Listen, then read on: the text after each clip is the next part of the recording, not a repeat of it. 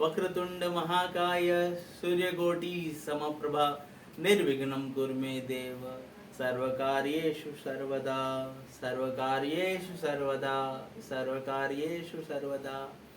ओम उग्रं वीरं महाविष्णुं ज्वलन्तो सर्वतोमुखं नरसिंहं विष्णुं भद्रं मृत्युं नमाम्यहं मृत्युं नमाम्यहं मृत्युं नमाम्यहम्।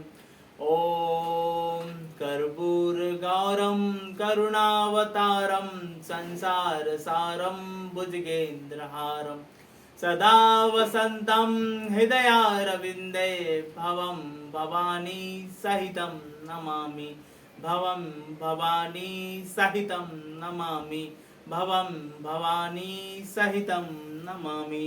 सर्वमंगलमांगल्ये शिवे सर्वाधिसाधिके शरण्ये त्र्यंबके गौरी नारायणी नमोस्तुते नारायणी नमोस्तुते नारायणी नमोस्तुते।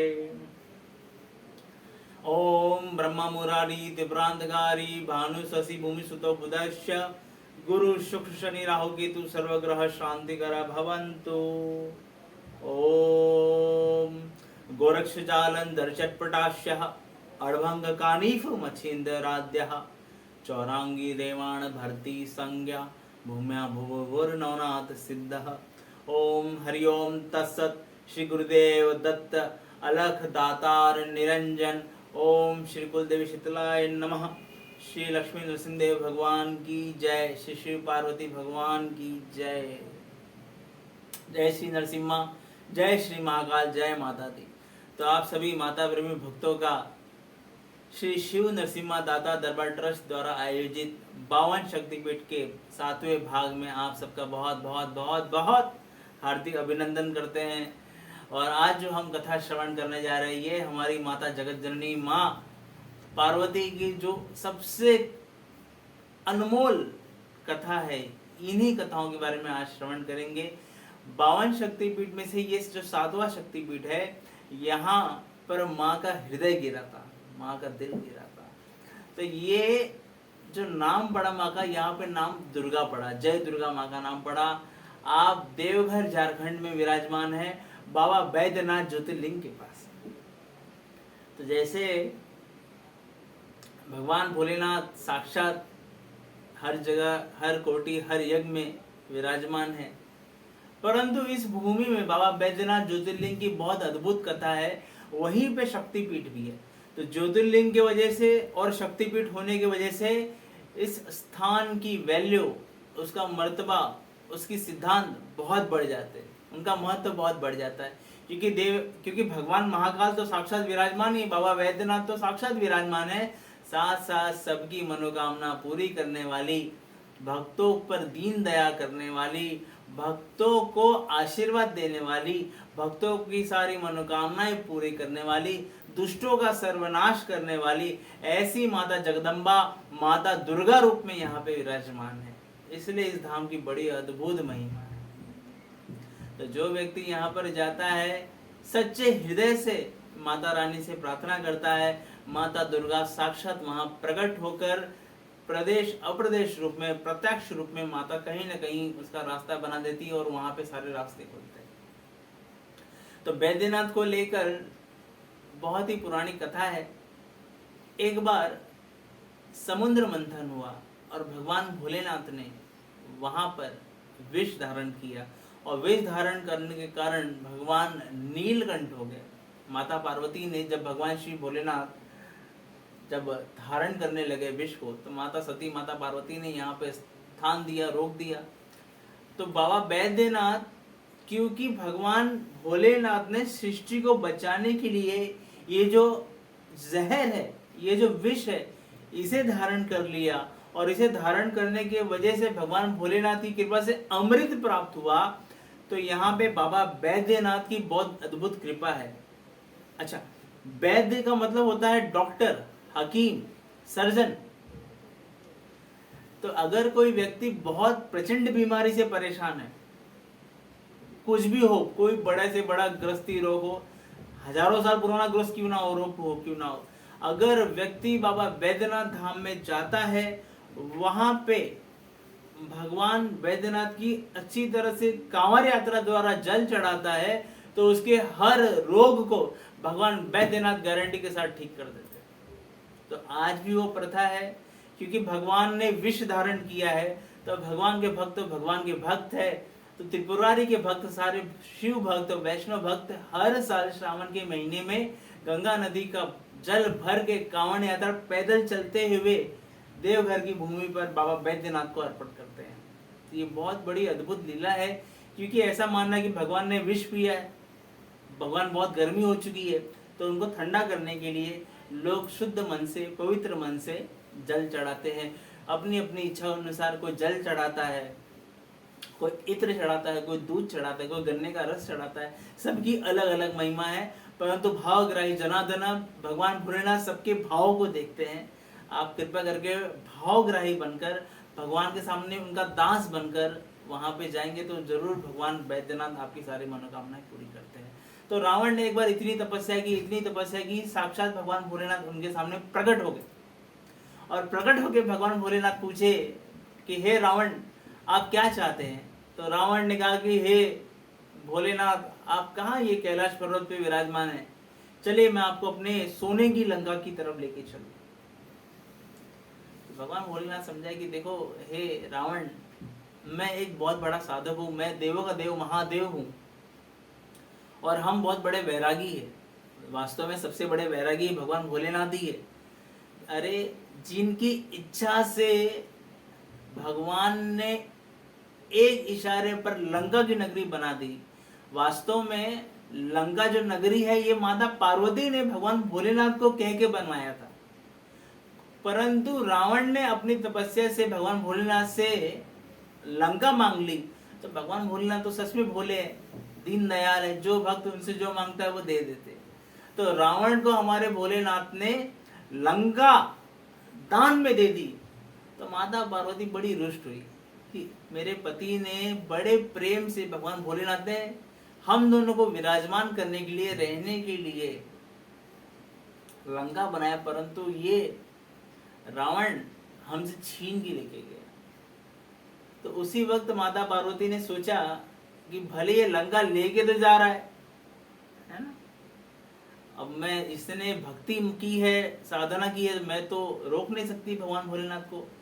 परंतु जब भगवान भोलेनाथ प्रभु श्री राम के लिए हनुमान बनकर अवतरित होंगे तो मैं हनुमान की आंखों में बस जाऊंगी, मैं हनुमान की पूंछ में बस जाऊंगी और इसी लंका को जलाऊंगी।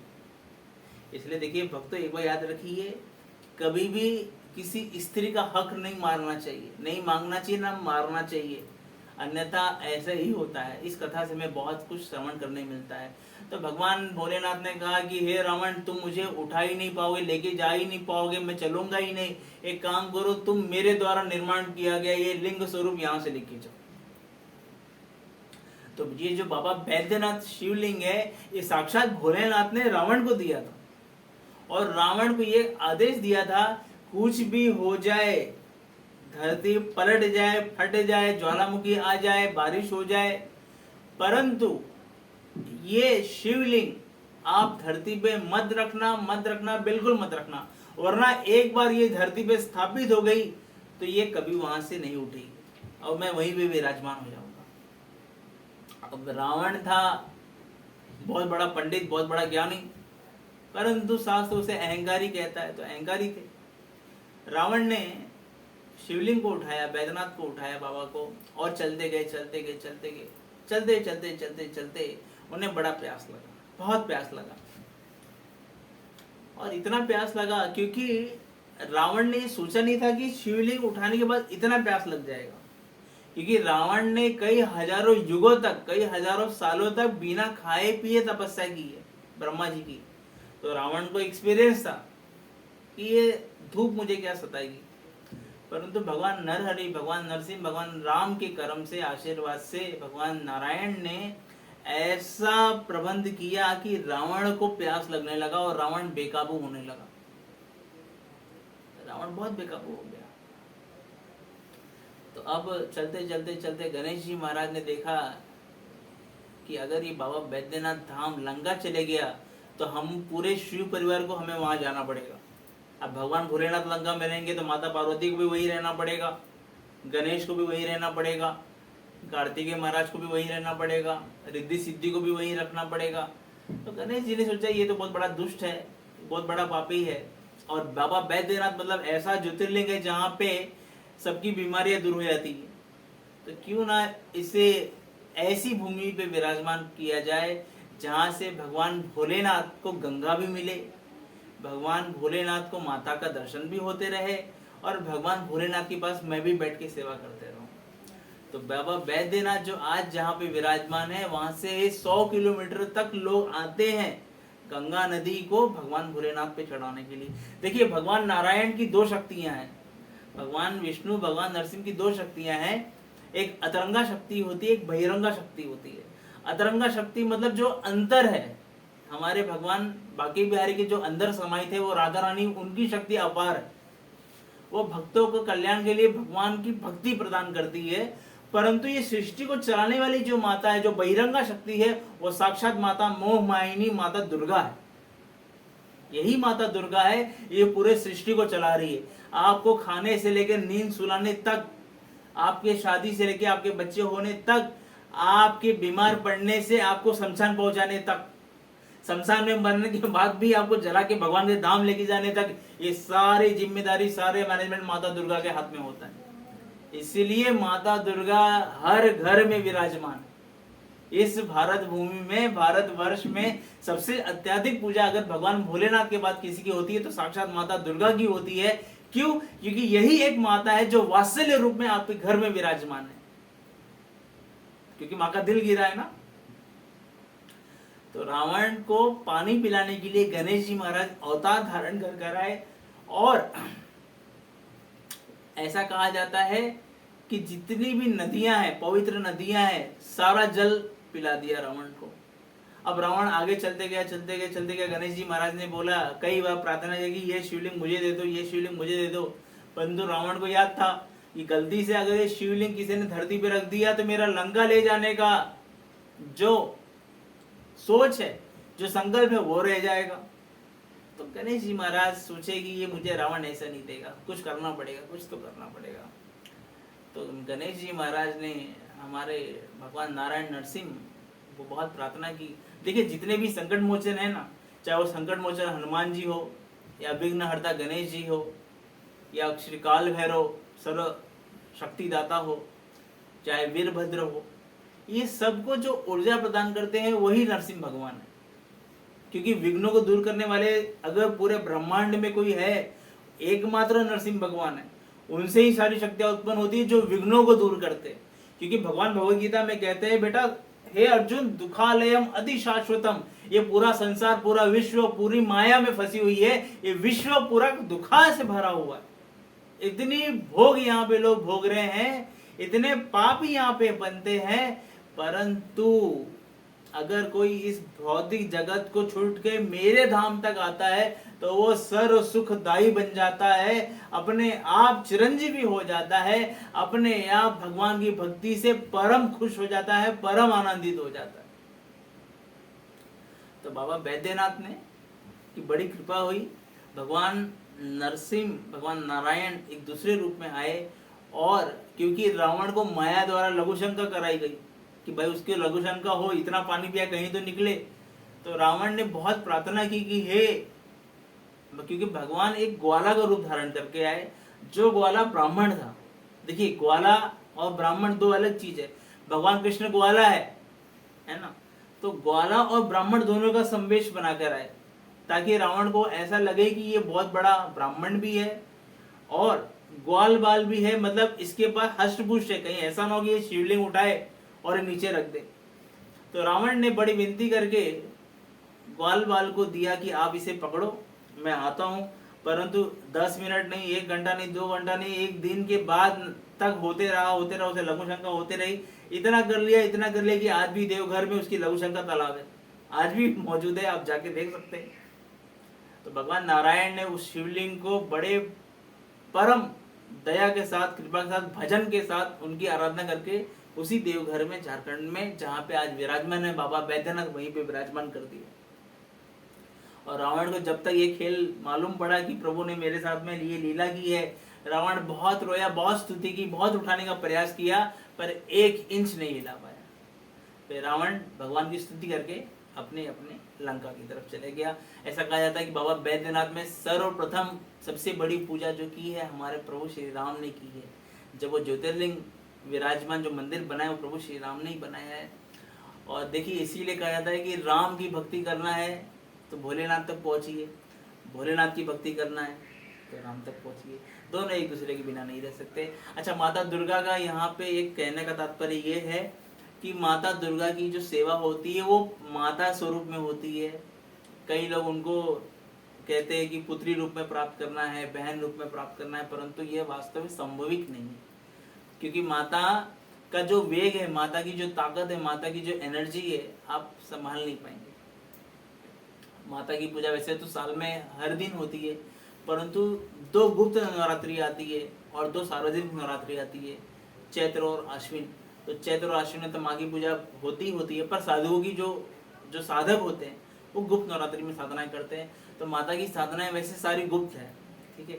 कई माताएं, कई ऐसे घर में देखा गया है कि लोग सर घुमाते, माता हाजिरी में आती है, परंतु एक ही बात याद रखिए, दुर्गा माता का वेग बदन में कोई संभाल सके ऐसा वीर पैदा नहीं हुआ है। बहुत पावरफुल माता है, उनकी शक्तियां, उनके गण आ सकते हैं, माता दुर्गा साक्षात कभी किसी पे नहीं आ सकती, नहीं आती है, संभव नहीं है, बदन इंसान का फट जाएगा।